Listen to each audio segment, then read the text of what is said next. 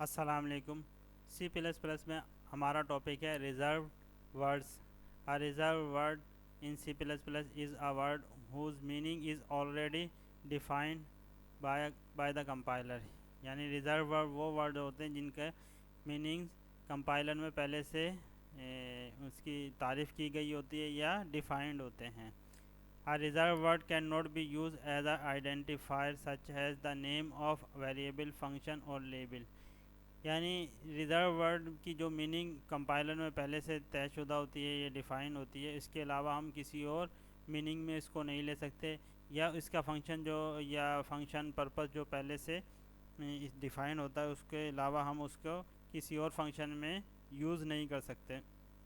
اچھا، reserve word کی وہ ورڈز ہوتے ہیں یا کی ورڈز ہوتے ہیں جس کو ہم استعمال کر کے کوئی بھی اپلیکیشن یا کوئی چیز بنا سکتے ہیں، لیکن ان کے استعمال کو چینج نہیں کر سکتے کہ ہم اس کے بجائے کسی اور استعمال میں لے لیں۔ مثال کے طور پر آئیڈینٹیفائر کے طور پر ہم اس کو استعمال نہیں کر سکتے، ویریبل کے نیم کے طور پر استعمال نہیں کر سکتے، فنکشن کے طور پر استعمال نہیں کر سکتے، یا لیبل اس کو کے طور پر بھی اس کو استعمال نہیں کر سکتے۔ It is a reserve from use in C++۔ A reserved word is a part of syntax and may not have any specific meaning in English language۔ یعنی انگلش لینگویج میں جو کسی بھی ورڈ جو ہم ریزرو ورڈ استعمال کرتے ہیں سی لینگویج میں، اس کے انگلش جو میننگ ہوتی ہے ضروری نہیں کہ وہ ویسے ہی سینس دے یا وہ اس کا وہی پرپس ہو۔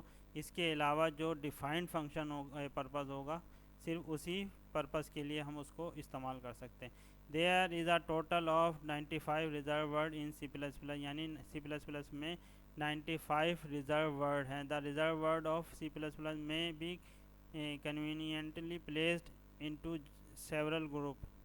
یعنی ان کو کئی گروپ میں ڈالا گیا ہے۔ اچھا، کچھ ریزرو ورڈ ایسے ہیں جو کہ 30 کے قریب ہیں ورڈ جو کہ C++ میں نہیں تھے۔ اس کے علاوہ بعض ایسے ہیں جو C++ میں بھی ہیں اور سی میں بھی ہیں۔ تو یہ وہ تمام ورڈز ہیں جو کہ سی اور C++ میں موجود ہیں۔ تو ان ورڈز کو ہم صرف اسی پرپس کے لیے استعمال کر سکتے ہیں جس کا کمپائلر میں جس کی ڈیفینیشن موجود ہے، جو بھی اس کا ورڈ ڈیفائن ہے۔ اس کے علاوہ ہم ان کی جو ڈکشنری میں جو ورڈ جو میننگ ہے اس میننگ میں ہم اس کو نہیں لے سکتے۔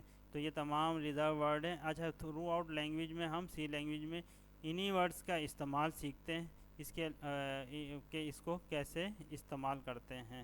تو مثال کے طور پر فور کا ورڈ جو ریزرو ورڈ ہے وہ کہاں پر استعمال کرتے ہیں، ایف کا ورڈ ریزرو ورڈ ہے وہ اس کا استعمال کیا ہے، یہ انٹ کا استعمال کیا ہے۔